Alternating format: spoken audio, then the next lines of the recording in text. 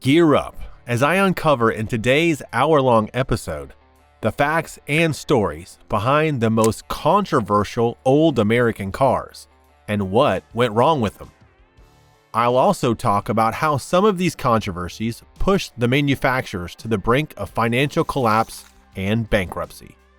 From cars that were outrageous design experiments to engineering disasters, these cars sparked debates and left their mark on automotive history. Some flopped, others thrived despite the backlash, but all of them got people talking. Don't forget to like and subscribe if you love the video. At number 50, we have the Dodge Rampage from 1982 to 1984. In the early 1980s, Chrysler wanted to innovate by blending a small truck's utility with a compact car's efficiency. Enter the Dodge Rampage, a front-wheel drive unibody truck powered by a modest 2.2-liter four-cylinder engine producing 96 horsepower. With a payload capacity rivaling small pickups, it seemed perfect for urbanites needing light hauling without sacrificing fuel economy. However, it was neither rugged enough for truck enthusiasts nor stylish enough for car buyers. Critics argued it lacked identity, which hurt its appeal. Sales were dismal, around 37,000 units sold in total. Chrysler never really directly replaced the Rampage, though later vehicles like the Dodge Dakota attempted to fill the small truck niche with more traditional designs. Today, it's seen as a quirky oddity rather than a game changer. At number 49, we have the Chevrolet Citation from 1980 to 1985. The Chevrolet Citation was GM's ambitious leap into front-wheel drive compacts, aimed at modernizing its lineup during a time of economic uncertainty. Initially, it seemed like a hit, with over 800,000 units sold in its debut year. Available in coupe, sedan, and hatchback configurations, the Citation boasted a practical design and came with a range of engines, including a 2.5-liter four-cylinder and a V6 option. However, early success quickly turned sour. Widespread reports of poor brake performance, rust issues, and quality control failures led to multiple recalls. Critics slammed GM for rushing production. Despite minor updates, the Citation's reputation never recovered, and sales plummeted in subsequent years. GM ultimately pulled the plug in 1985, using its lesson to improve future compacts like the Chevrolet Cavalier. At number 48 is the Plymouth Cricket from 1971 to 1973. Chrysler, seeking to compete with the rising tide of Japanese imports, rebadged the British Hillman Avenger as the Plymouth Cricket for American buyers. It was small, simple, and powered by a 1.5-liter inline-4 engine with decent fuel economy. However, it lacked the reliability and refinement that defined competitors like the Toyota Corolla and Datsun 510. Breakdowns and parts shortages plagued owners, leading to frustration. Sales were abysmal, less than 30,000 units sold before Chrysler axed the model after just 2 years. The Cricket's failure highlighted how simply rebadging foreign cars without tailoring them to US consumers could backfire. Chrysler's next small car effort, the Dodge Colt, based on Mitsubishi designs, fared much better. At number 47 is the Ford Pinto from 1971 to 1980. Designed to be Ford's affordable response to the rising demand for subcompacts, the Pinto debuted with great fanfare. It featured a sleek, minimalist design and engines ranging from a 1.6-liter four-cylinder to a 2.8-liter V6. Initially a commercial success, selling over 3 million units, its reputation was tarnished by controversy. A design flaw placed the fuel tank dangerously close to the rear bumper, leading to catastrophic fires and rear-end collisions. Lawsuits followed, and Ford was accused of ignoring safety for profits. Although Ford later installed protective shields and offered recalls, The damage had been done. Despite the controversy, the Pinto remained in production until 1980. While it kept its sales numbers, the car became a cautionary tale of corporate missteps in balancing cost-cutting with safety. At number 46 is the Studebaker Avanti from 1962 to 1963. The Studebaker Avanti was a bold move from the struggling automaker to revitalize its image. Designed by Raymond Loewy, its fiberglass body and aerodynamic shape were revolutionary for the early 1960s. Under the hood, a 289 cubic inch V8 engine produced up to 240 horsepower, with a supercharged option available. Though praised for its innovation, production delays and quality control issues hampered its launch. Only about 4,600 units were produced before Studebaker ceased Avanti production, despite initial plans for much higher volumes.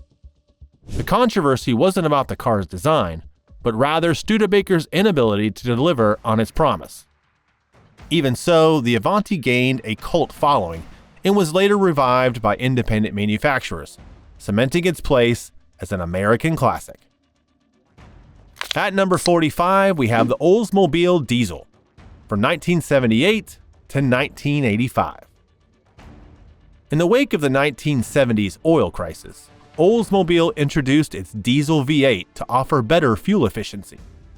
Available in several models, including the Cutlass and Delta 88, the 5.7-liter engine seemed like a brilliant response to rising fuel prices. However, it was poorly engineered, with weak head bolts and fuel system issues leading to frequent breakdowns.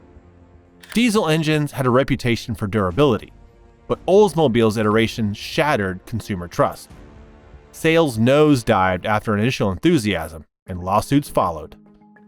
GM eventually offered partial buybacks and extended warranties, but the damage had been done. By 1985, the diesel program was discontinued. The failure left a lasting stain on Oldsmobile's reputation, showing that innovation without proper execution could do more harm than good. At number 44, we have the Lincoln Versailles from 1977 to 1980. In the late 1970s, Lincoln sought to compete with Cadillac's successful Seville in the burgeoning luxury compact market. Enter the Lincoln Versailles, a hastily rebadged Ford Granada dressed up with leather seats, vinyl roofs, and Lincoln's signature vertical grille. Mechanically, it shared almost everything with the Granada, including its uninspiring 302 cubic inch V8 engine. Critics and buyers quickly saw through the thin disguise, calling it an overpriced and lazy offering. While priced higher than the Seville, the Versailles offered little to justify its premium cost. Sales peaked at 50,156 units in its first year, but rapidly declined, leading to its discontinuation after the 1980 model. Lincoln learned from this misstep, later investing more in distinctive luxury models. The Versailles is now remembered as one of Lincoln's rare branding miscalculations. At number 43 is the Chevrolet SSR from 2003 to 2006. The Chevrolet SSR, or Super Sport Roadster, was GM's attempt to blend retro design with modern performance. Inspired by 1940 Chevy pickups, it featured a unique retractable hardtop and initially came with a 5.3-liter V8 engine producing 300 horsepower, later upgraded to a 6.0-liter V8 with 390 horsepower. Despite its bold styling, the SSR struggled to find its audience. Was it a truck? A roadster? Its heavy, cumbersome chassis and sky-high price tag, starting around $42,000, didn't help. Sales were disappointing, with Chevrolet moving just over 24,000 units before pulling the plug in 2006. While GM attempted to boost its appeal with a more powerful engine, it wasn't enough to save the SSR. Today, it's viewed as a collector's curiosity, loved for its daring design, but recognized as a commercial failure. At number 42, we have the AMC Eagle from 1979 to 1987. The AMC Eagle was a groundbreaking vehicle, widely considered the precursor to the modern crossover SUV. Launched during a time when AMC struggled financially, the Eagle combined a raised four-wheel drive system with the body of a car, offering off-road capability alongside on-road comfort. It was available in several body styles, including a wagon and sedan, and powered by a 4.2-liter inline-six engine. Despite its innovation, the Eagle was an oddball in a market not yet ready for crossovers. Sales hovered around 20,000 to 40,000 units annually, modest but steady. While not a runaway success, it found a niche audience and laid the groundwork for today's immensely popular crossovers. AMC's financial woes meant limited marketing and updates, but the Eagle's legacy lives on in vehicles like the Subaru Outback and modern compact SUVs. At number 41, we have the Ford Mustang II, from 1974 to 1978. The Ford Mustang II emerged during the 1970s oil crisis, a time when fuel efficiency took precedence over muscle. Downsized and built on a Pinto platform, it offered 4- and 6-cylinder engines with a V8 reintroduced later. Though criticized for its lack of performance and deviation from the Mustang's muscle car roots, the Mustang II sold well, over 1.1 million units during its production run. Purists despised its watered-down nature, but Ford saw it as a necessary pivot to keep the brand alive during tough economic times. Despite its controversial status, the Mustang II paved the way for the Mustang's survival and eventual return to form in the 1980s. Its success, despite criticism, proves that sometimes practicality trumps passion. At number 40, we have the Pontiac Fiero, from 1984 to 1988. Pontiac's Fiero was a car of firsts. It was GM's first mid-engine sports car and aimed at young, budget-conscious enthusiasts. Powered by a range of engines from a modest 2.5-liter four-cylinder to a peppier 2.8-liter V6, the Fiero boasted sharp, futuristic styling. However, early models suffered from reliability issues, including engine fires due to poor oil flow. Pontiac addressed these problems with recalls and updates, but the damage to its reputation was significant. Sales started strong with 136,840 units sold in its first year, but declined sharply as bad press mounted. By 1988, GM discontinued the Fiero after producing just over 370,000 units. Despite its troubled run, the Fiero remains a cult favorite among enthusiasts who appreciate its unique place in American automotive history. Next, at number 39, is the Dodge Aspen Plymouth Volare, from 1976 to 1980. The Dodge Aspen and Plymouth Volare were Chrysler's attempt to deliver fuel-efficient, family-friendly compact cars during the 1970s.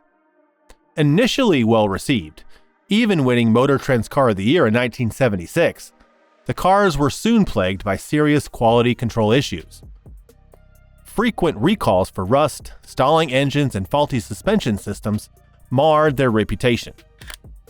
Under the hood, they offered a variety of engines, including a 225 slant-6 and a 318 V8, but even those reliable powertrains couldn't offset their build problems.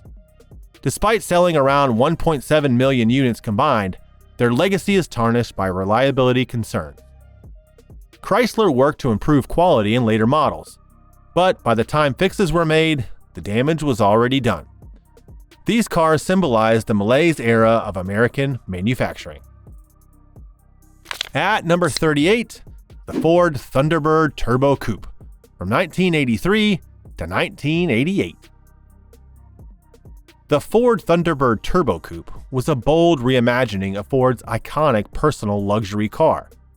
As part of the 9th-generation Thunderbird lineup, it featured sleek, aerodynamic styling and came equipped with a turbocharged 2.3-liter inline-4 engine, producing up to 190 horsepower. It offered advanced features like an adjustable suspension and anti-lock brakes, aiming to attract performance enthusiasts. However, it faced stiff criticism from traditional Thunderbird fans who preferred the smooth V8 power of previous generations. Sales of the Turbo Coupe were modest, but Ford believed in its direction, continuing to innovate with the Thunderbird's design and performance. By blending sportiness with luxury, the Turbo Coupe foreshadowed a growing demand for performance-oriented personal cars in the late 1980s. At number 37 is the Mercury Cougar, from 1971 to 1973. The Mercury Cougar debuted in 1967 as a slightly more luxurious counterpart to the Ford Mustang, earning praise for its elegant design and muscle car performance. By the early 1970s, however, the Cougar began to shift from its sporty roots to a larger, more luxurious personal coupe. The 1971 to 1973 models grew significantly in size, featuring bulkier styling and more chrome accents, and offered engines ranging from a 351 cubic inch V8 to a monstrous 429 cubic inch V8. This shift alienated muscle car enthusiasts, who saw the Cougar as bloated and underwhelming compared to earlier models. Despite the criticism, sales were solid, with Mercury moving over 220,000 units during this period. However, the Cougar's identity crisis persisted, and it struggled to compete with true luxury coupes and more performance-focused muscle cars. Later models would continue this evolution, becoming full-fledged personal luxury vehicles. At number 36 is the Plymouth Superbird in 1970. Built for one purpose: to dominate NASCAR, the Plymouth Superbird was the street-legal version of a racing legend. With its massive rear wing and pointed nose cone, the Superbird boasted an aerodynamic edge, allowing it to reach incredible speeds on the track. Under the hood, it packed serious power with options like a 440 cubic inch V8 or the legendary 426 Hemi. Despite its prowess, the car's extreme styling didn't resonate with the general public. Only 1,920 units were sold, far fewer than Plymouth hoped, and the model was discontinued after just 1 year. The Superbird became a polarizing icon, revered by racing fans but ridiculed by others as a bizarre street car. Today, it's a highly sought-after collector's item, with its NASCAR history elevating its status. At number 35 is the Dodge Omni Plymouth Horizon from 1978 to 1990. The Dodge Omni and Plymouth Horizon were Chrysler's first foray into front-wheel drive European-inspired compacts. Built on a platform borrowed from Chrysler's Europe's Simca Horizon, these cars were designed to provide affordable, efficient transportation during the fuel crisis. They featured small engines, including a 1.7-liter inline-4, with later models offering a turbocharged option. While initial sales were strong, topping 300,000 units annually in their early years, reliability issues including frequent stalling and rust problems soon emerged. Quality control was a recurring complaint, and despite numerous updates, these cars never shook their reputation as cheaply made economic vehicles.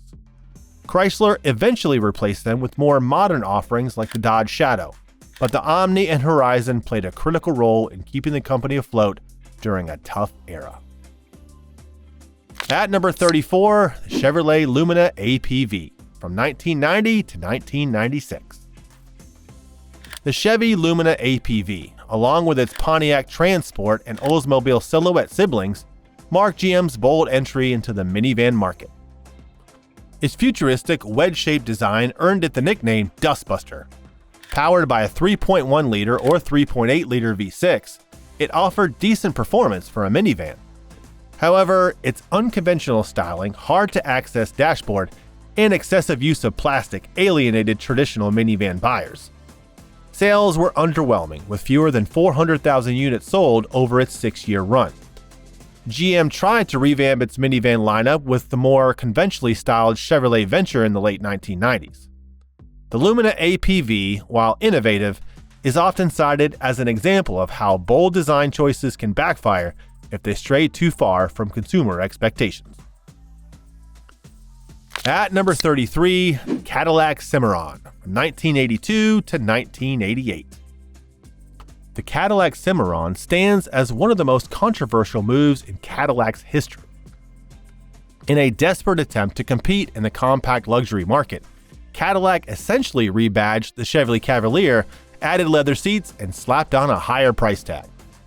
Under the hood, it featured the same underpowered four-cylinder engine as its Chevrolet sibling, though a V6 was added later. Critics and consumers alike saw the Cimarron as an overpriced, underwhelming attempt at luxury.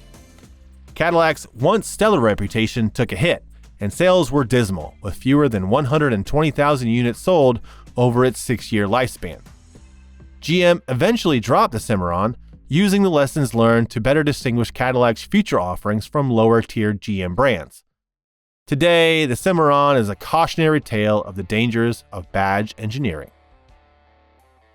At number 32 is the Chrysler Sebring convertible, from 1995 to 2010. The Chrysler Sebring convertible was an affordable option for open-top fun, but it struggled to live up to expectations. Initially offered with engines ranging from 2.0-liter four-cylinders to a 2.7-liter V6, the Sebring was marketed as a stylish, mid-level convertible.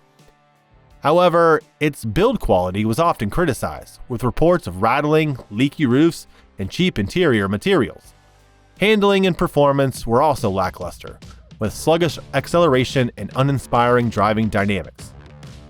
Despite these issues, the Sebring sold relatively well, peaking at over 80,000 units annually in its early years.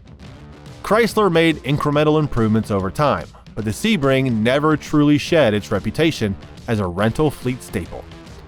It was eventually replaced by the Chrysler 200, which aimed to bring a more refined experience to this segment.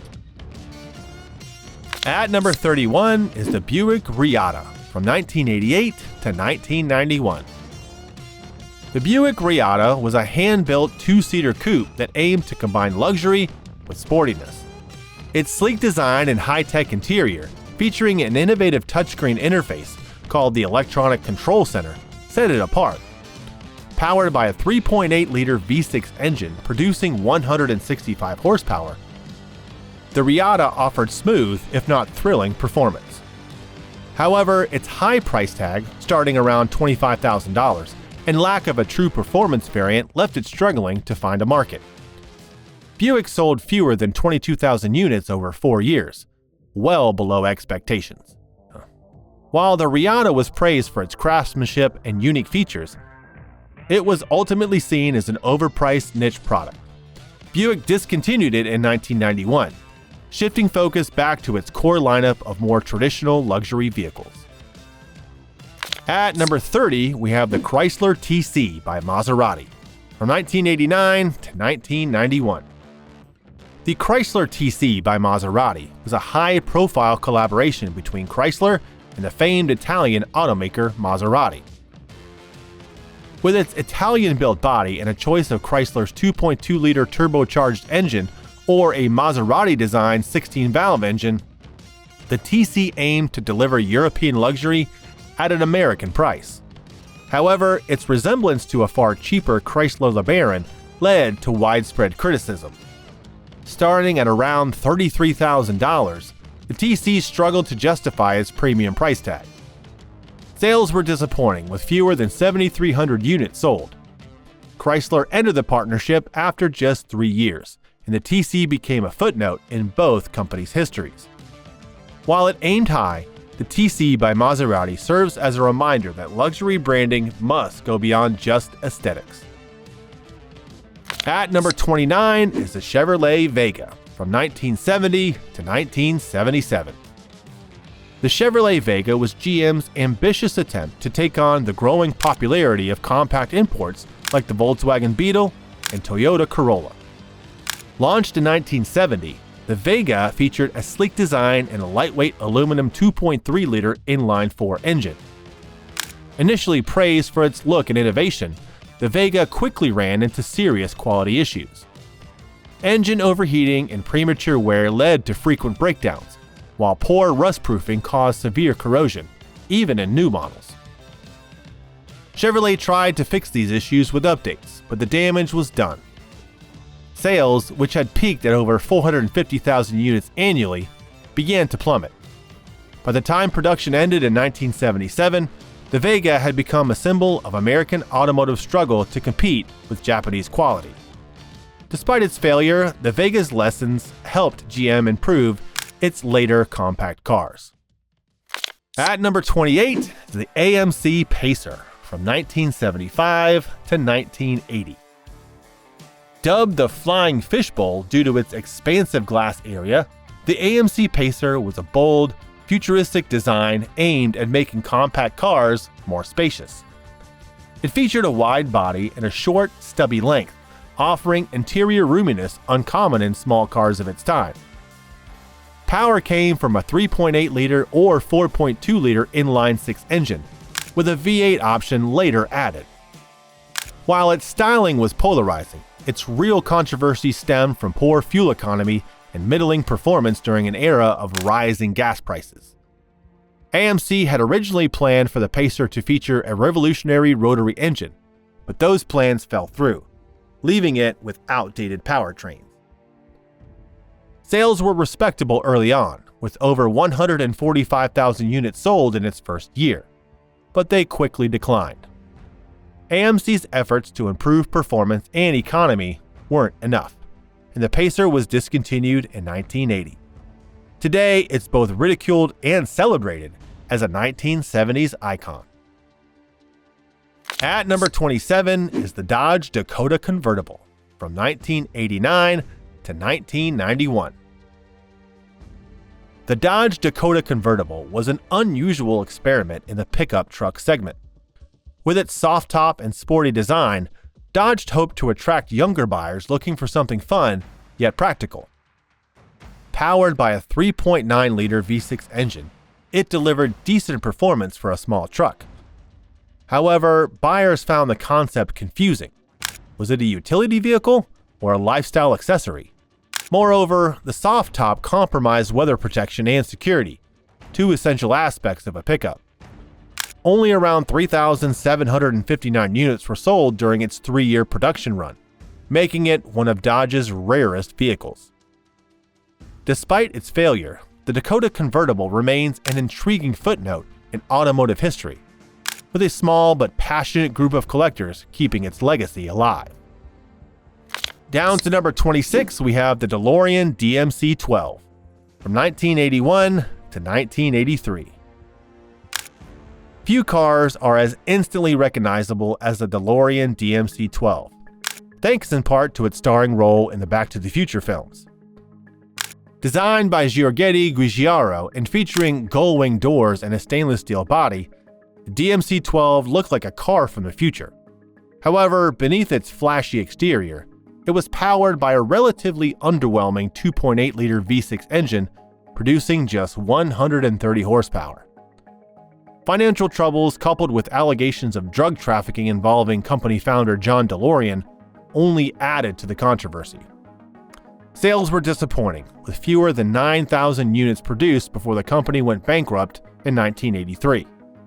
Despite its rocky history, the DeLorean has achieved cult status, and enthusiasts continue to restore and modify these unique vehicles. At number 25, we have the Ford Bronco II from 1984 to 1990. The Ford Bronco II was introduced as a smaller, more fuel-efficient alternative to the full-size Bronco.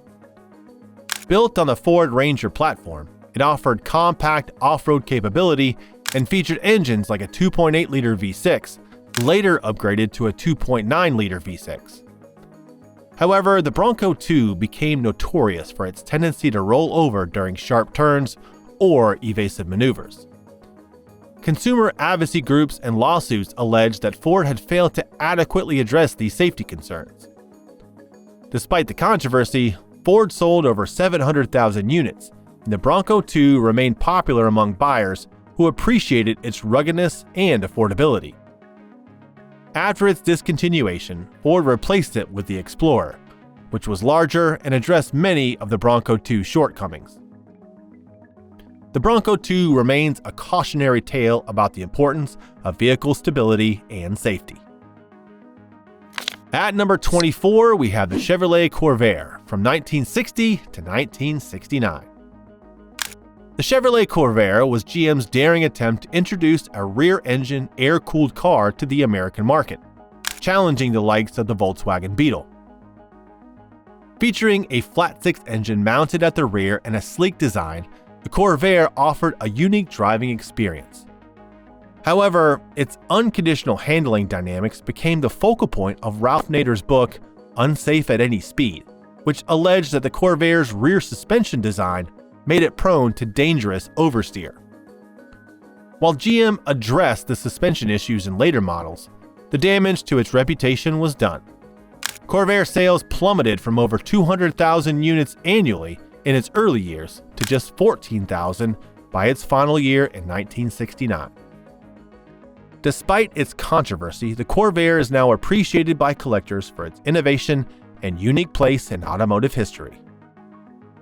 At number 23, we have the Ford Edsel from 1958 to 1960.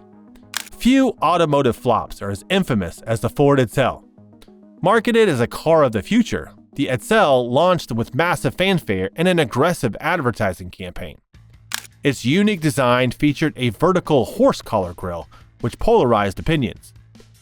Under the hood, it offered a range of powerful V8 engines, including a 410 cubic inch variant. Despite Ford's investment, the Edsel was a sales disaster, with only 118,287 units sold over 3 model years.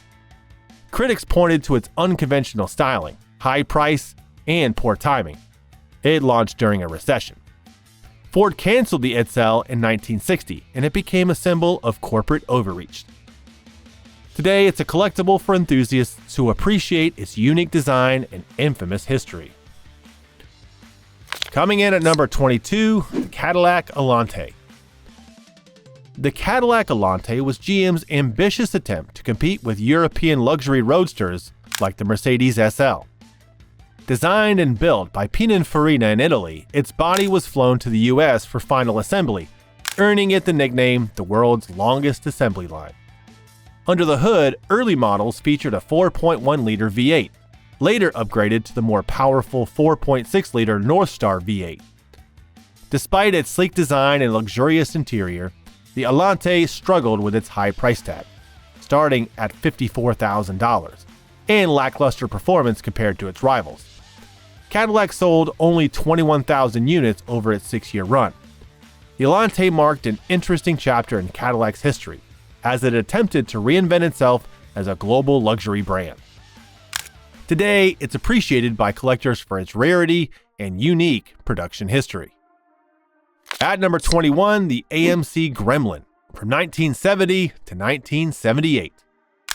The AMC Gremlin was one of America's first subcompact cars, introduced to combat the rising tide of imports like the Volkswagen Beetle and Datsun 510.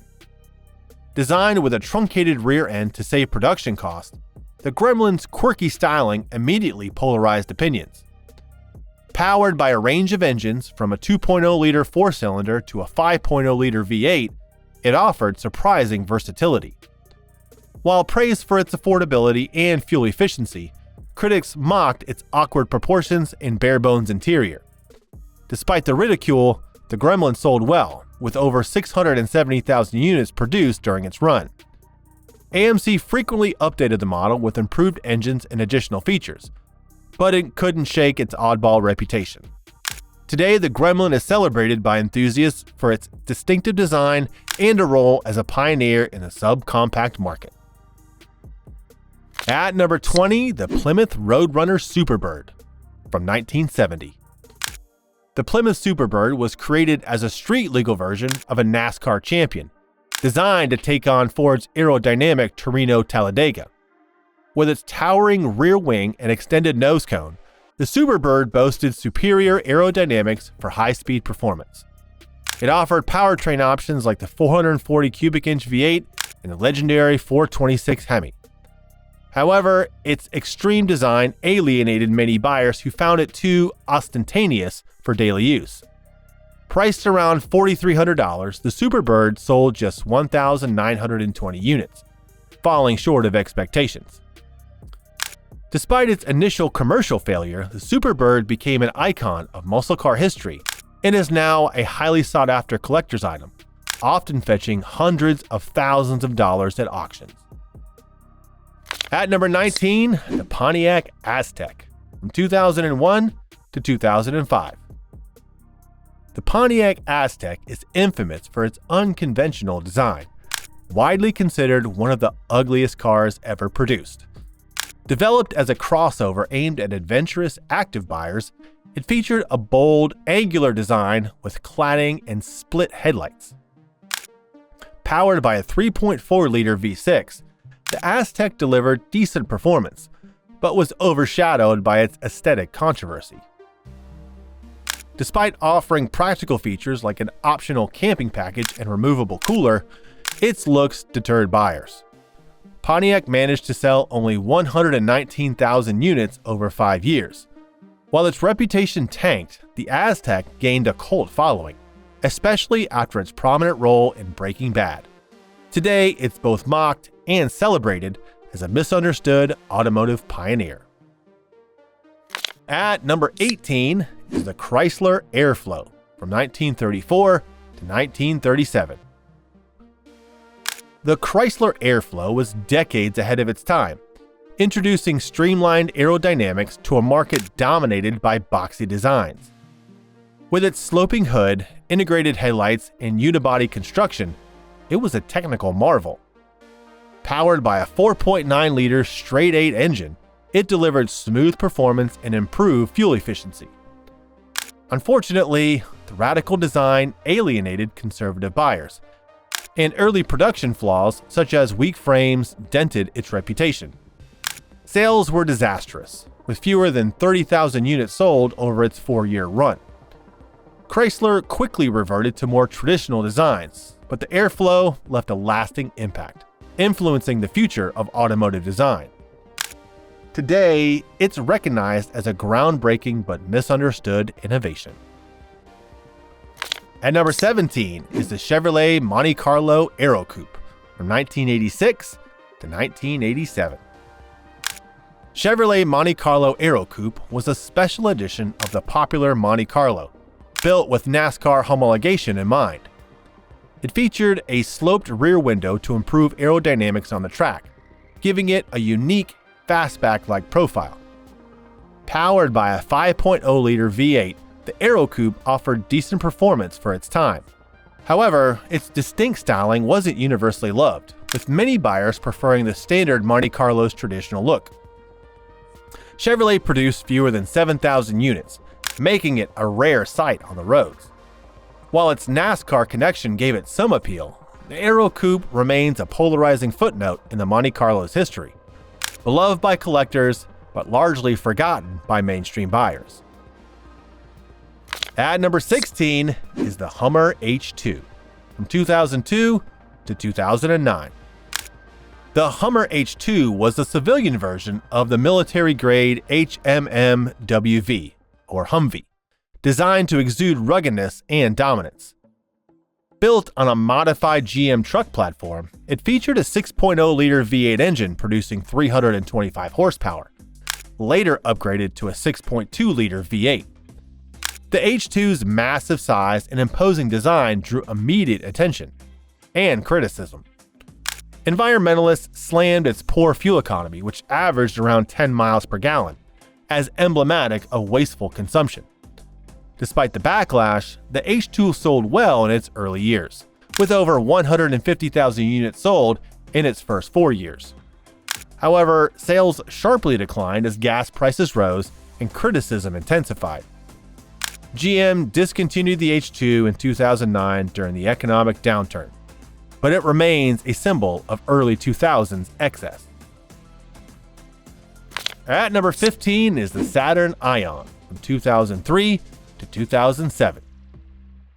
The Saturn Ion was GM's attempt to revitalize its Saturn brand with a compact sedan aimed at younger buyers. It featured a plastic body for dent resistance and an offbeat center-mounted instrument cluster. Powered by a 2.2-liter four-cylinder engine, the Ion offered adequate but uninspiring performance. The car's unconventional design and awkward ergonomics alienated many buyers, and its biggest controversy came from faulty ignition switches, which could cause engines to shut off unexpectedly. The defect led to recalls and lawsuits, damaging Saturn's reputation. Sales were lukewarm, peaking at 120,000 units annually. GM eventually replaced the Ion with a better-received Saturn Astra. The Ion's legacy is tied more to its flaws than its innovations, highlighting the challenges Saturn faced in staying competitive. At number 14, the Ford Thunderbird from 1958 to 1960. The second-generation Ford Thunderbird marked a major departure from the sporty two-seater that debuted in 1955. Dubbed the Square Bird, this iteration transformed the Thunderbird into a larger four-seat personal luxury coupe. With engines like the 352 cubic inch V8, it offered plenty of power. But its bulkier size and luxury focus alienated purists. Despite the criticism, the second-gen Thunderbird was a commercial success, with 200,000 units sold during its 3-year run. Ford leaned into its new identity as a personal luxury car, setting the stage for decades of success.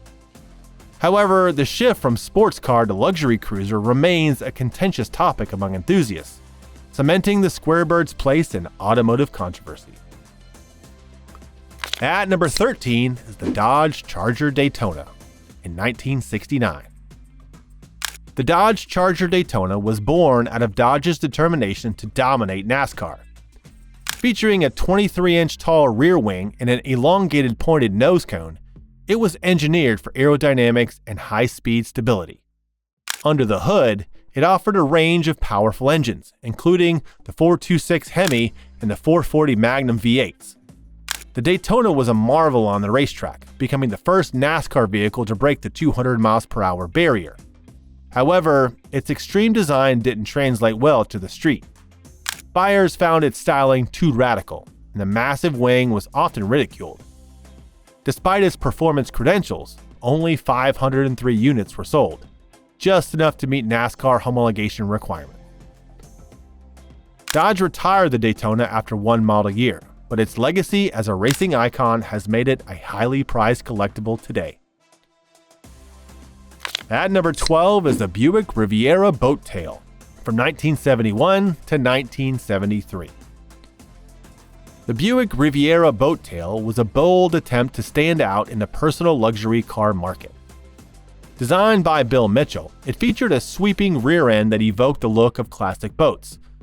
Available with powerful engines like the 455 cubic inch V8, Riviera offered solid performance alongside its unique styling. However, the boat tail design proved divisive. While some praised its daring aesthetic, others found it overly extravagant and impractical. Sales dropped significantly, with production declining from 33,800 units in 1971 to just over 15,000 in 1973. Buick responded by toning down the design in later models, but the boat tail remains one of the most distinctive and controversial designs in Buick's history. Today, it's a favorite among collectors who appreciate its audacity. At number 11 is the Cadillac Eldorado from 1986 to 1991. The Cadillac Eldorado underwent a radical transformation in 1986, shrinking significantly in size and adopting front-wheel drive. Powered by a 4.1-liter V8 engine, it focused more on fuel efficiency and luxury than raw power. The downsizing was a response to changing market demands, but traditional Cadillac buyers were unimpressed. Critics lambasted the Eldorado for its bland styling, lackluster performance, and cheap interior materials. Sales declined from 70,000 units annually in the early 1980s to under 20,000 per year by the end of its run. Cadillac eventually reintroduced a more substantial and luxurious Eldorado in the early 1990s. But the 1986 to 1991 generation remains a controversial chapter representing the brand's struggle to balance tradition and modernity. At number 10 is the Lincoln Blackwood from 2002. The Lincoln Blackwood was Ford's attempt to create a luxury pickup truck, a concept that sounded promising on paper. Based on the Ford F-150, it featured a plush interior with leather and wood accents, along with a unique carpeted cargo bed covered by a power-operated tonneau. Powered by a 5.4-liter V8 engine, it offered respectable performance, but minimal utility. Its cargo bed was more for show than function. Priced at nearly $52,000, the Blackwood failed to resonate with buyers who either wanted luxury or practicality, but not a flawed combination of both.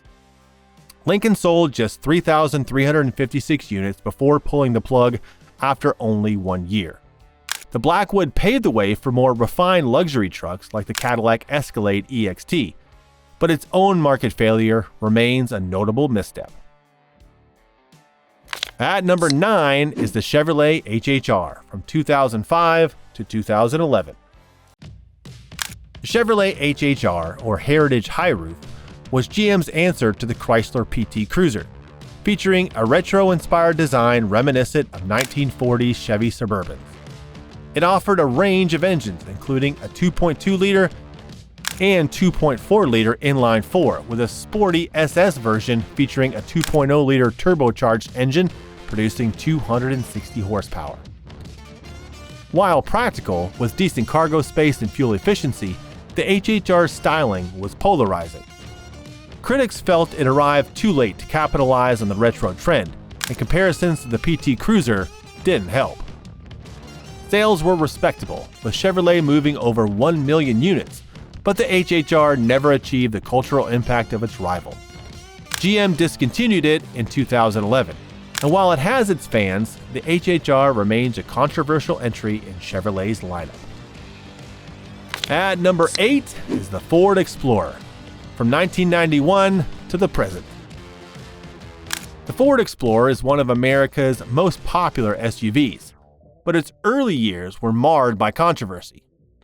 Launched in 1991, the Explorer helped ignite the SUV craze with its combination of ruggedness and family-friendly features. However, it became infamous in the late 1990s and early 2000s due to a series of rollover accidents linked to defective Firestone tires. The controversy led to a massive recall of over 14 million tires and a public relations nightmare for both Ford and Firestone.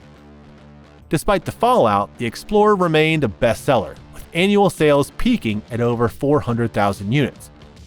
Ford improved the SUV's safety and handling in subsequent generations, solidifying its position as a staple in the American automotive market. The Explorer's survival and evolution showcased its resilience despite early setbacks. At number 7 is the Jeep Liberty, from 2002 to 2012. The Jeep Liberty was introduced as a replacement for the Cherokee, offering a more modern design and improved on-road comfort while retaining Jeep's off-road prowess.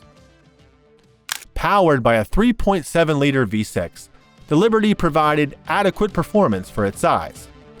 However, its softer, more rounded design alienated hardcore Jeep enthusiasts who preferred the boxy look of the Cherokee. Additionally, the Liberty faced criticism for quality issues, including transmission problems and suspension recalls. Despite these concerns, it sold over 1 million units in the US during its run.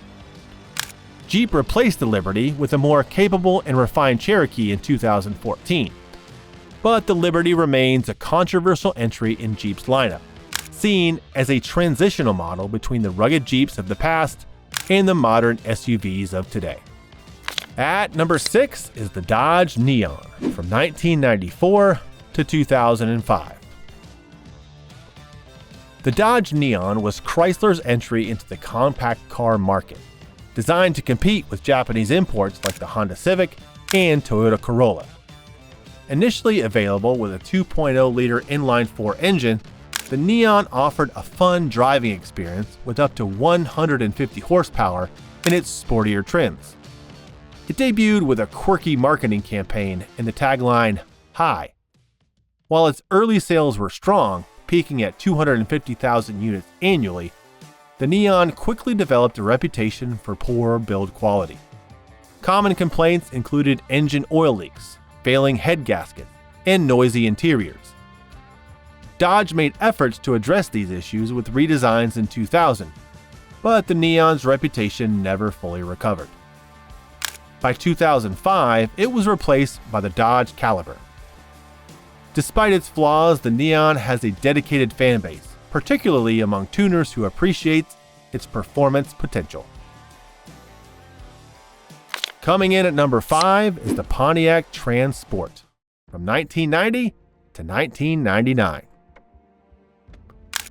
The Pontiac Trans-Sport was GM's attempt to inject some excitement into the minivan segment. Dubbed the Dustbuster due to its futuristic vacuum cleaner-like design, it featured a long, sloping windshield and plastic body panels. Power came from a 3.1-liter V6, later upgraded to a 3.8-liter V6, offering decent performance for a minivan. However, its bold design polarized buyers, with many finding it too unconventional for family transport. Early models also suffered from build quality issues, including problems with the innovative sliding rear seats. While GM managed to sell over 400,000 units across its lifespan, the Trans-Sport never achieved the mainstream success of competitors like the Chrysler Town & Country. GM eventually replaced it with a more conservatively styled Pontiac Montana, but the Trans-Sport remains a curious chapter in minivan history. At number 4 is the Ford Explorer Sport Track, from 2001 to 2010. The Ford Explorer Sport Track was an unusual blend of SUV and pickup truck, combining the Explorer's cabin with a small cargo bed. Powered by either a 4.0-liter V6 or a 4.6-liter V8, it aimed to offer the best of both worlds.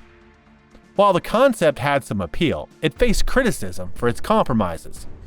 Its short bed limited utility, and its bulky size reduced agility compared to other mid-sized trucks. Despite these drawbacks, the Sport Track found a niche market, with Ford selling over 300,000 units during its production run.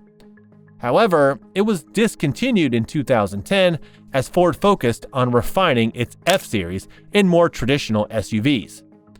Today, the Sport Track is remembered as an ambitious but flawed attempt to merge two distinct vehicle categories. Coming in at number 3 is the Chevrolet El Camino, from 1959 to 1987. The Chevrolet El Camino was a car-truck hybrid that sparked debate from its inception. First introduced in 1959 to compete with the Ford Ranchero, the El Camino combined a full-size car's comfort with a truck's utility. It was offered with a range of engines, from inline sixes to powerful V8s, making it a versatile performer. While some buyers loved its dual-purpose design, others found it impractical, arguing it didn't excel as either a car or a truck. Despite this, the El Camino enjoyed a long production run, with Chevrolet selling over 1 million units across its various generations.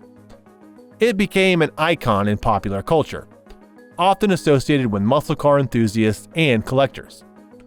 Although GM eventually discontinued the El Camino in favor of traditional pickups, its unique legacy endures. At number 2, the Chrysler PT Cruiser, from 2001 to 2010. The Chrysler PT Cruiser was a retro-styled compact car designed to evoke the look of 1930s American sedans. Initially a hit, it featured a tall roofline, versatile interior, and a range of engines, including a turbocharged 2.4-liter inline-4. Chrysler sold over 1.3 million units globally, with early models flying off dealer lots. However, as years went by, the PT Cruiser's appeal waned. Critics slammed its underwhelming performance, lack of refinement, and outdated styling. By the mid-2000s, it became a staple of rental car fleets, further tarnishing its image. Chrysler made minor updates, but the PT Cruiser was ultimately discontinued in 2010. While it remains polarizing, some enthusiasts appreciate its quirky charm and practicality, making it a sought-after oddity among collectors. And at number 1 is the Ford Edsel, from 1958 to 1960. The Ford Edsel is perhaps the most infamous automotive flop in American history. Launched with enormous fanfare and a $250 million investment, equivalent to over $2 billion today, the Edsel was marketed as a mid-level luxury car to fill a gap between Ford and Mercury. It featured innovative touches like a push-button gear selector in the center of the steering wheel and a distinctive vertical grille. However, its release during a recession, combined with quality issues and polarizing design, led to disastrous sales. Ford had planned to sell 200,000 units annually, but only 118,287 units were sold across the 3 model years. The Edsel was discontinued in 1960, and its failure became a symbol of corporate hubris. Despite its initial reception, the Edsel has since gained a cult following, with collectors valuing its unique place in automotive history.